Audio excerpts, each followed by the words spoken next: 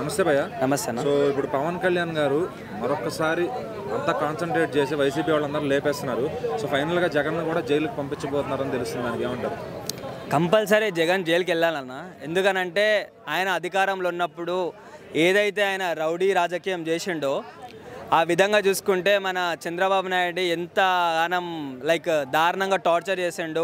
వాళ్ళ కార్యకర్త వైసీపీ కార్యకర్తలైనా సరే వాళ్ళ వైఫ్ని చంద్రబాబు నాయుడు వాళ్ళ వైఫ్ని అన్యాయంగా తిట్టడము, వాళ్ళ ఇంట్లో వాళ్ళని తిట్టడము, పోలీస్ అనే ఒక ఏమంటారు వాళ్ళని కన్సిడర్ చేసుకొని వీళ్ళని మొత్తం టోటల్గా ఆపోజిట్గా తీసుకుపోవడము, ఇలాంటి కుట్ర మొత్తం చేశారు. సో అలాంటి చెప్పాలంటే ఆయన నాయకుడు జగన్ నాయకుడు అనకంటే ఒక హంతకుడు అనేది చాలా బాగుంటుంది ఆయనకి.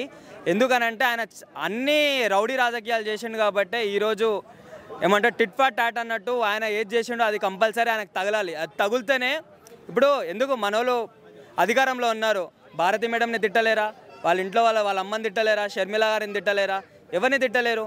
అయినా సరే అన్యాయంగా వాళ్ళ ఇంట్లో వాళ్ళని తిట్టకుండా ఎవడు చేసిండో పాపం వాడికే ఇదంతా వెళ్ళాలని చెప్పేసి ఇదంతా ప్లానింగ్ అయితే జరగడం. జగన్మోహన్ రెడ్డి గారు ఆల్రెడీ 16 నెలలు చెప్పకూడదు తినొచ్చారు. సో మళ్ళీ వెళ్తే మళ్ళీ సింపతి గైనా ఇంకా బుద్ధి రాలేదు కదన్న జగన్కి. ఇంకా బుద్ధి మళ్ళీ పాదయాత్ర అంటాడు, అదంతా జరుగుతుంది. ఇంకా ఏ పాదయాత్ర భూమి మీద చేసినా లేకపోతే ఆకాశం మీద పాదయాత్ర చేసినా ఎలా చేసినా సరే మనోడు నెక్స్ట్ ఇంకా కావడానికి అనర్హుడే. ఎందుకనంటే ఇప్పుడు కూటమి ఏదైతే ప్రభుత్వంలో ఉందో చాలా బాగా చేస్తుంది. సో చంద్రబాబు నాయుడు గారు చాలా పెద్దవారు, అలాంటి పెద్దవారు ఆయన ఎన్నోసార్లు సీఎం అయ్యారు. అది కూడా నీకు బుద్ధి లేకుండా నువ్వు ఏదో నీకు సీఎం పదవి ఇచ్చేసిరని చెప్పేసి నీ నోటికి వచ్చినట్టు మాటలు మాట్లాడడము, నువ్వు కొన్ని మాటలు మాట్లాడలేవు, ఆ మాటలు కూడా నీ కార్యకర్తలకు చెప్పేసి వాళ్ళ ఇంట్లో వాళ్ళని విమర్శించడము, ఎలా చూసుకున్నా సరే ఒక దిక్కుమాలిన పరిపాలనతోని ఇదైతే ఉంది. కాబట్టి కంపల్సరీ జైలుకి వెళ్తేనే మాలాంటి వాళ్ళు చాలామంది ఆనందపడతారు. నమస్తే అండి. నమస్తే. ఇప్పుడు జగన్ గారిని మళ్ళీ అరెస్ట్ చేయడానికి సన్నాహాలు జరుగుతున్నాయి. మళ్ళీ ఆయనకు సింపతి తెచ్చే ప్లాన్ అయితే కూటమి ప్రభుత్వం చేస్తుంది అంటారా? ఎందుకు చేస్తారంటే అరెస్ట్ ఆయన మీద ఆల్రెడీ 32 కేసులు ఉన్నాయి. వాటిని తిరగతోడి మళ్ళీ 5 ఏళ్లలో ఆయన చేసిన అప్పులకు గాను మొత్తానికి తప్పులు చేయని వాళ్ళు ఎవరున్నారు? రాజకీయంలో అప్పులు చేయని వాళ్ళు ఎవరున్నారు? అప్పులు చేస్తారు, తప్పులు చేస్తారు, అవన్నీ మామూలే. కానీ ఒకప్పుడు అరెస్ట్ అయిన వ్యక్తిని మళ్ళీ ఇప్పుడు అరెస్ట్ చేయడానికి కారణాలు ఏంటి? ఈ అరెస్ట్ చేయించే వ్యక్తి ఎవరు? అసలు ఎందుకు చేయిస్తారు? ఇప్పుడు ఒకప్పుడు అరెస్ట్ చేశారు, 16 నెలలు లోపల కూర్చొని బయటకు వచ్చారు, ముఖ్యమంత్రి అయ్యారు. ముఖ్యమంత్రి అయినప్పుడు మరి ఈయన ఏం చేశాడంటే కొన్ని రాష్ట్ర విభజన పెట్టాడు, రాష్ట్రంలోనే 3 రాజధానులు పెట్టాడు, రైతులు ఉసురు పోసుకున్నాడు ఒకటి. తర్వాత ఈ లిక్కర్లు తప్పుడు అన్నీ అమ్మి అదొకటి ప్రతి ఒక్క కూతురుకే కానీ ప్రతి ఒక్క కొడుకుకే కానీ తండ్రిని లేకుండా చేశాడు, ఇదొకటి. ఇంకపోతే సెక్రటరేట్ని తాకట్టు పెట్టాడు 370 కోట్లకి, ఇదొకటి. ఇక అమ్మఒడి అంటూ నాన్నబడి అంటూ ఏవేవో చిన్న పథకాలు ఇచ్చాడు. ఇటువంటి కొన్ని తప్పులు చేసినా కొన్ని మేల్లే చేశాడు కదా. నొక్కడంతో పాటు ఆయన అకౌంట్లో కూడా నొక్కున్నాడు కొంత అమౌంట్. అటు ఈయన ఒక్కడే కాదు, మొత్తం వీళ్ళ క్యాబినెట్ అంతా హై పవర్ కమిటీ అంతా కూడా వేసేస్తారు లోపల అంటున్నారు. మరి అందుకనే కదా ఆయన అక్కడ వైజాగ్లో ఏదో ఫామ్ హౌస్ కట్టుకున్నారు ఒకటి. అందుకనే కదా సెక్రటరేట్ని మరి 370 కోట్లు చేశారంటున్నారు. ప్రతి దాంట్లో ఆయన హస్తం ఉంది, ఖచ్చితంగా ఆయన తీసుకెళ్లాల్సిందే లోపలికి అంటున్నారు. మరి తీసుకెళ్తారో వెళ్ళరో అనేది సెకండరీ. కొట్టాలి ఒకసారి సందర్భం చూసి కొడితే వీళ్ళు రేపు బుక్ అయిపోతారు.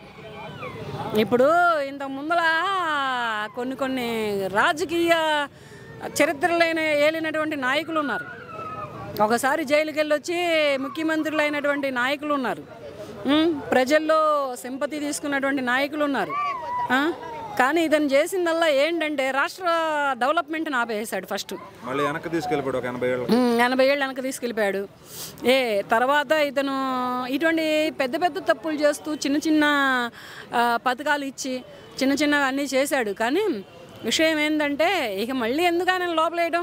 ఇప్పుడు మళ్ళీ లోపలిగానే వేస్తే ఆయనకు మళ్ళీ సింపతి వచ్చే అవకాశం ఉందా? తప్పకుండా వస్తుంది సింపతి. ఇప్పుడు ఒక మనిషి లోపలికి వెళ్ళాడు అంటే ఏ పింఛన్ తీసుకున్న అవ్వో, ఏ అమ్మఒడి అందుకున్న కొడుకో, లేకపోతే ఎటువంటి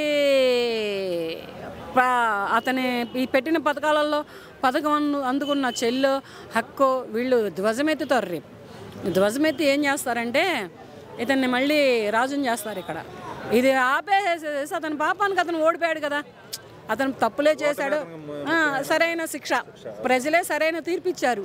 ఆ తీర్పును అలా పెట్టుకొని అతని దారిని అతను వదిలేసేస్తే ఈసారి ఎన్నికల్లో పోటీ చేస్తే చిత్తుగా మళ్ళీ ఓడిస్తారో ప్రజలు. వీళ్ళు చేసినటువంటి సేవలు ఈ కూటమి ప్రభుత్వంలో ఈ పవన్ కళ్యాణ్ గారే కానీ, నారా లోకేష్ గారే కానీ, చంద్రబాబు నాయుడు గారే కానీ, టీడీపీలో ఉన్నటువంటి ఎంపీలే కానీ, ఎమ్మెల్యేలే కానీ, బీజేపీలో ఉన్నటువంటి ఎమ్మెల్యేలే కానీ, ఎంపీలే కానీ, వీళ్ళు ప్రజలకు చేసిన సేవను బట్టి ఈసారి ప్రజలు మళ్ళీ పట్టం, ముఖ్యమంత్రి పట్టమే కానీ, తర్వాత డిప్యూటీ సీఎం పట్టమే కానీ ఎవరికి కడతారనేది ప్రజలు నిర్ణయించుకుంటారు. నమస్తే బ్రో. నమస్తే. పవన్ కళ్యాణ్ గారు మంచి రాజకీయాల వేడి మీద ఉన్నారు ఇప్పుడు అంతా కూడా. అయితే జగన్ మళ్ళీ జైలుకు పంపించే దిశగా ప్రయత్నాలు జరుగుతున్నాయి అంటున్నారు పవన్ కళ్యాణ్ ద్వారా. దానికి అంతా ఏం ఒప్పుకుంటావు మరి జగన్ గారిని అరెస్ట్ చేస్తే? జగన్ గారు అరెస్ట్ చేస్తానా? అదేగా, జగన్ అరెస్ట్ చేయడానికి ముందు సాక్ష్యాలు కావాలి. సాక్ష్యాలు తీసుకొని దాన్ని బట్టి చేయమను.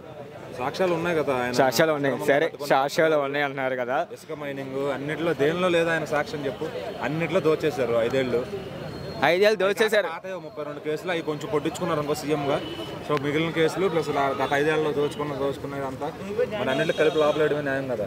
మరి స్టార్టింగ్లో జైలుకి పంపిస్తా ఉన్నారు, మరి ఫ్రెండ్ పంపించలేదు, ఫ్రెండ్ ఎందుకు పంపిస్తా అంటున్నాడు? మరి మొత్తం అంతా రెడీ చేసుకోవాలి కదా. ఫైల్ ఇప్పుడు రాగానే తోసేస్తే సింపతి అవుతుంది. ఒక ఫైల్ అంతా రెడీ చేసుకుని ఇన్ని కేసులు ఉన్నాయంటే అది కరెక్ట్ కదా. అసలు ఆ రిజైన్ చేసుకోవడం ఇంకోటి కరెక్టే కాదు. ఫస్ట్లో స్టార్టింగ్ ఏమన్నాడు, సరే పంపిస్తా అనంటే పంపిదా, సాక్ష్యాలు లేవని చెప్పి మళ్ళీ ఇప్పుడు సాక్ష్యాల దగ్గరికి పంపిస్తా అంటున్నాడు. ఇది ఎంతవరకు న్యాయంగా లేదు. ఉన్న ప్రజల చేతిలో ఉన్న మన చేతులు లేదు, కన్నా అధికారంలో ఉన్న కాదు ఇష్టం. మరి ఎట్లా ఉండదు. నేను ఒక విడుకునే కాదంట్లా, నేను జగన్ పార్టీ, నేను కూడా ఓకేనా, నా ఇష్టం. జగన్ లోపలికి వెళ్తే మళ్ళీ సింపతి వచ్చే అవకాశం ఉందంటావు? మరి వస్తుంది, కంపల్సరీగా వస్తుంది. ఎందుకంటే ఆల్రెడీ రాజశేఖర రెడ్డి గారు చనిపోయింది అంటేనే జైలుకి పంపించారు. ఎందుకని పంపించారంటే ఈసారి జగన్ గారు మళ్ళీ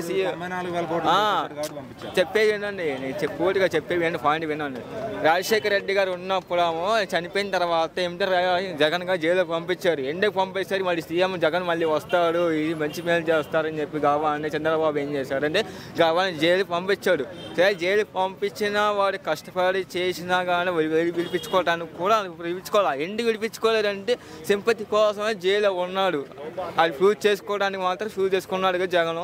మళ్ళీ జైల్లోకి వెళ్ళాలంటే మళ్ళీ సింపతి వస్తుంది. పవన్ కళ్యాణ్ ఉండగా జగన్ ఇంకా రాలేడు అంటున్నారు కదా జన సైనికులు. వస్తాడు బా, ఎందుకు రాడు? మళ్ళీ అధికారం మళ్ళీ సీఎం రావాలి, పోటీ పడాలి, మళ్ళీ అధికారం ఉంటాయి కదా. మళ్ళీ రాకుండా ఉంటే సింపతి కోసమే జైల్లోకి వెళ్తే బెస్ట్. మళ్ళీ ఇంకా జగన్ చాప్టర్ క్లోజ్ అంటున్నారు రాజకీయాల్లో.